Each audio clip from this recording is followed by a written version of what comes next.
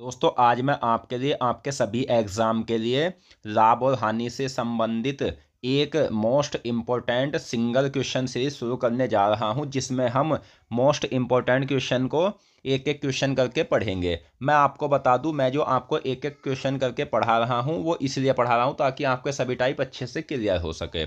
कोई भी चैप्टर में आपको अधूरा नहीं पढ़ाऊंगा, एक एक चैप्टर में इतने इतने टाइप पढ़ाऊंगा कि इतने टाइप शायद आपने अभी ना पढ़े हो।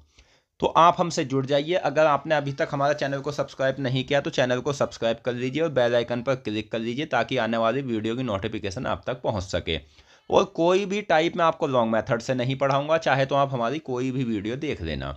तो हमारा जो प्रश्न है वो ये है कि एक मेज का विक्रय मूल्य 6875 है। यदि लाभ प्रतिशत 25% है तो मेज का क्रय मूल्य कितना है। यानी बेसिक से लेकर एडवांस तक के हम सभी क्वेश्चंस को पढ़ेंगे बहुत ही आसान तरीके से। इस प्रश्न को मैं आपको दो तरीके से सॉल्व करना सिखाऊंगा। पहला क्या है, पहला तो है सूत्र के माध्यम से। क्रय मूल्य दोस्तों होता क्या है ये मैं आपको बता देता हूं। क्रय मूल्य होता है जिस पर कोई वस्तु खरीदी जाती है। जैसे आपने दुकानदार से कोई वस्तु खरीदी, उसके बदले में आपने दुकानदार को मान लीजिए कि 100 रुपये दिए, तो ये मूल्य क्या हो गया दोस्तों, ये हो गया हमारा क्रय मूल्य। फिर आता है इसमें विक्रय मूल्य। विक्रय मूल्य क्या होता है, जिस पर आपने वस्तु बेची। जैसे 100 रुपये की वस्तु खरीदी थी, आपने 200 की बेच दी, तो ये तो हो गया विक्रय मूल्य। फिर आता है लाभ। लाभ कैसे निकलता है, आपने कोई वस्तु 100 की खरीदी थी, 200 की बेच दी, तो विक्रय मूल्य माइनस क्रय मूल्य होता है लाभ। हानि होती है, कोई वस्तु आपने महंगी खरीदी थी, सस्ती बेच दी, तो वो होती है हानि।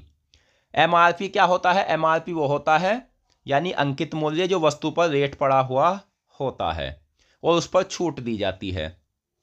तो ये चीजें सब इसमें होती है लाभ और हानि के चैप्टर में।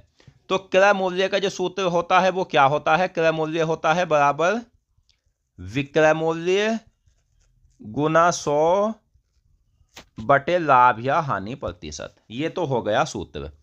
और क्रय मूल्य में ऊपर 100 क्यों आता है, तो मैं आपको बता दूं। जैसे आपने कोई वस्तु खरीदी, पहले खरीदोगे ना, उसके बाद बेचोगे। और बेचने के बाद जब आपने कोई वस्तु बेची तो आपके मन में यह आया होगा, हाँ मैंने ये वस्तु इतने की खरीदी थी, यानी पहले खरीदी थी।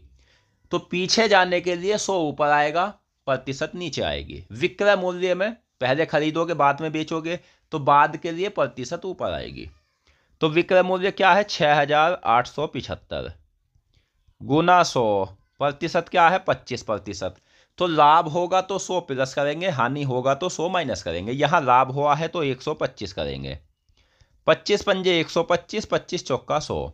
5 से काट लेते हैं, 5 ही कम 5, एक शेष बचा, 5 तिया 15, 3 शेष बचा, 5 सत्ते 35 और 2 शेष बचा, 5 पंजे 25।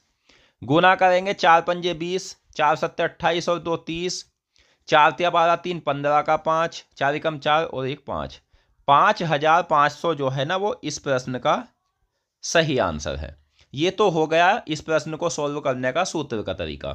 दूसरा तरीका क्या है वो भी मैं आपको बता देता हूं। दूसरा तरीका है, आपको प्रतिशत से इस प्रश्न को सॉल्व करना होगा। जैसे 25% दिया है, 25% प्रतिशत हटाओगे 25 बटे 100 हो जाएगा। इसे काटोगे, 25 ही कम 25, 25 चौका 100। लाभ जो होता है, लाभ और हानि ये क्रय मूल्य पर होती है, तो हम इसे मानेंगे क्या, सीपी यानी क्रय मूल्य। ये क्या है, लाभ, प्रॉफिट एक का। कोई वस्तु 4 की खरीदी थी, एक का फायदा हो गया, वस्तु कितने की बिकेगी, एसपी यानी विक्रय मूल्य हो जाएगा 5, जो किसकी बराबर है, 5 बराबर है किसके, 6875 के बराबर। तो एक का मान इसे काट देंगे यानी कॉमन निकालने के लिए। ये जो है ना ये वास्तविक क्रय मूल्य नहीं है, पहले हमें कॉमन निकालना होगा, उसके बाद इससे गुना कर देंगे तो वास्तविक क्रय मूल्य आ जाएगा। 5 ही कम 5, 5 या 15, 5 सत्ते 35 और 5 पंजे 25।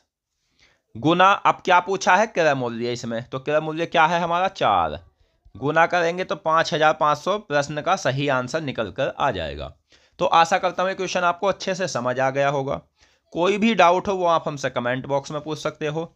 लेकिन अगर आपको हमारी वीडियो पसंद आई है तो वीडियो को लाइक करना, चैनल को सब्सक्राइब करना और कमेंट करके तो ज़रूर बताना कि आपको यह वीडियो कैसी लगी। मिलते हैं नेक्स्ट वीडियो में।